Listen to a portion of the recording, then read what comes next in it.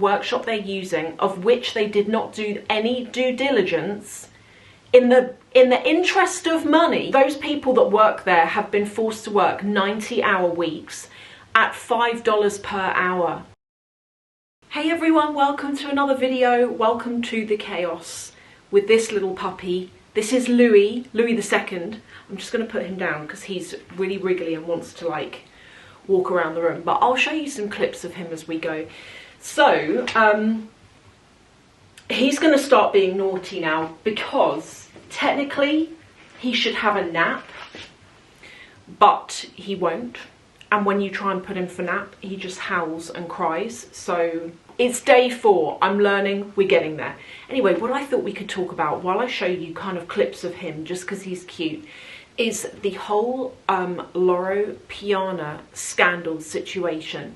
Now, I wasn't going to talk about this, and the only reason why I wasn't going to talk about it is because I didn't know how many of you would be interested in actually hearing about it, but some of you might be. So Loro Piana, this news actually broke just recently.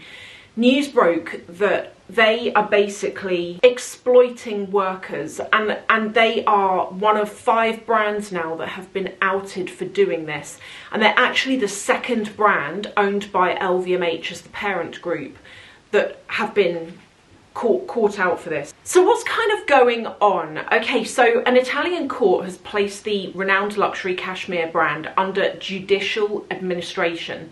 And what this means is that an investigation has basically uncovered worker abuse and exploitation in Loro Piana's supply chain. So from what I've learned, even since the Dior scandal, when it comes to these brands and how they work, is that they very often outsource the creation of various pieces, whether it's like one particular bag. Like, so with Dior, word was that that scandal was actually to do with the book tote as opposed to like any other bag that they sell as such. But for sure there will be a supplier that make the Lady Dior. You know, I think when we think about these brands, they suck us into this luxury allure that we imagine a, let's say, a Dior factory or workshop where everything is made by Dior and it's all managed by Dior, but actually for the most part a lot of this stuff is actually outsourced, and that is where the problems occur. So a court in Milan has said that they've culpably failed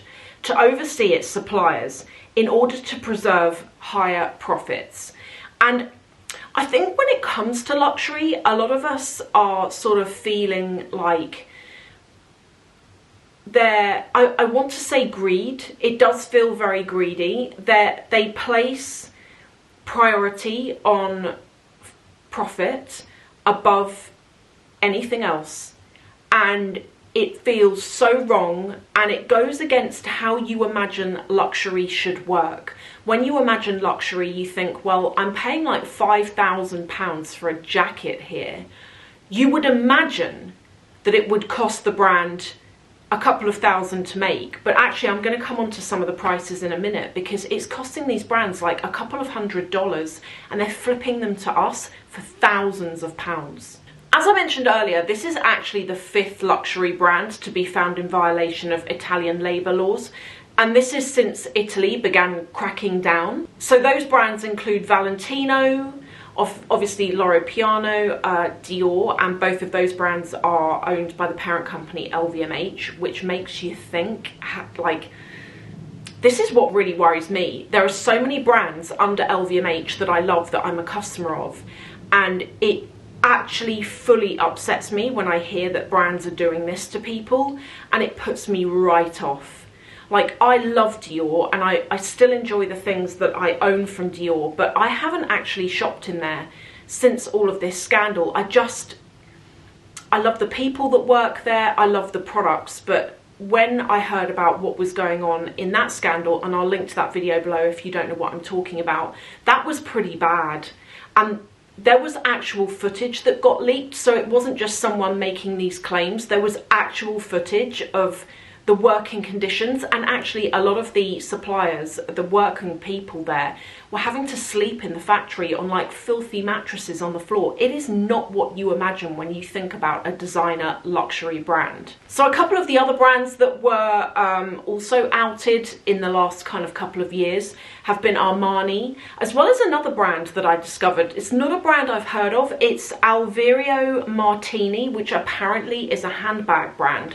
So do you see what I'm saying? I'm kind of at this point where I'm thinking, I wonder how many more brands are going to get caught out for this, because Italy have really cracked down on this at this point, and I'm just really, really worried about, I know it sounds really silly and it's absolutely not important, but you know when you've got like a favourite brand that you just enjoy, and then they do something like this and it taints it.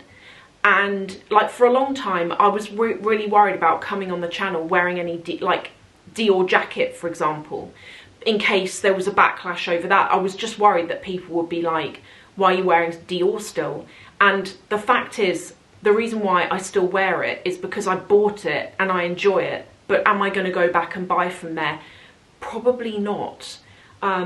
And that's not to say there have not been new collections that have come out that I've absolutely loved and thought like several times over about whether I go and buy.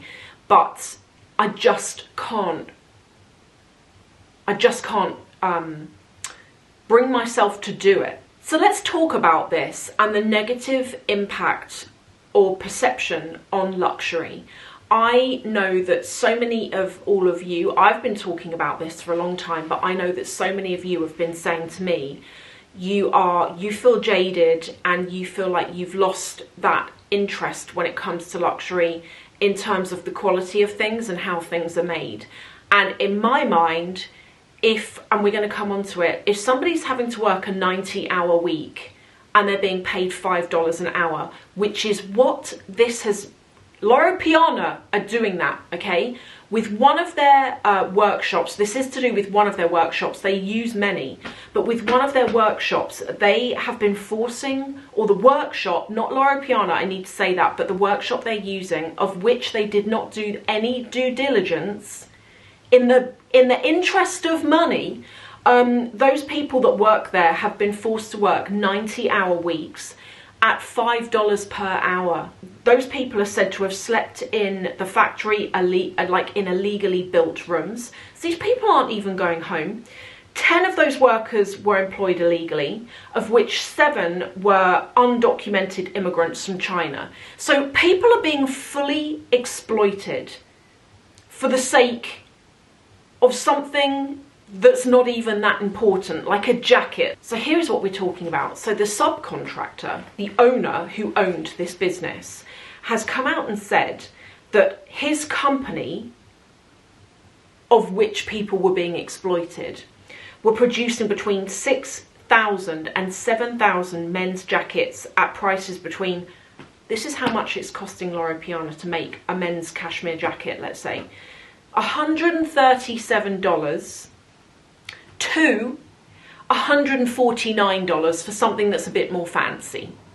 Not even $150 US, and they are selling those Loro Piana men's jackets for more than $4,000.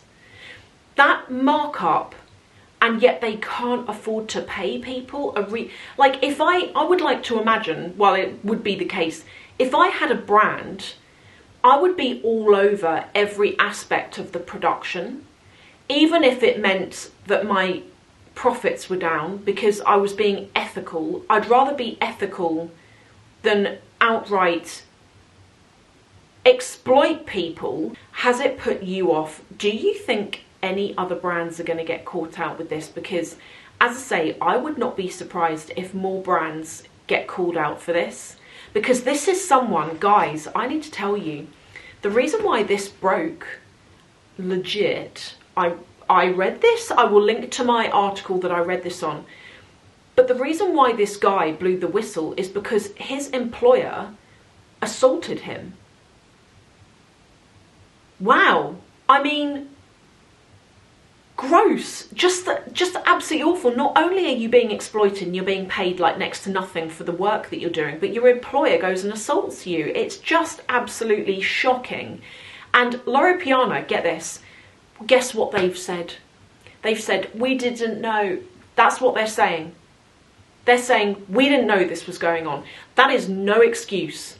That is absolutely no excuse whatsoever in my book. You should, as if you're running a business, you should know every little thing that's going on at every point throughout the stage of a product being made. From it being marketed, to it being made, to it being sold. You should be on the button with every single aspect of that.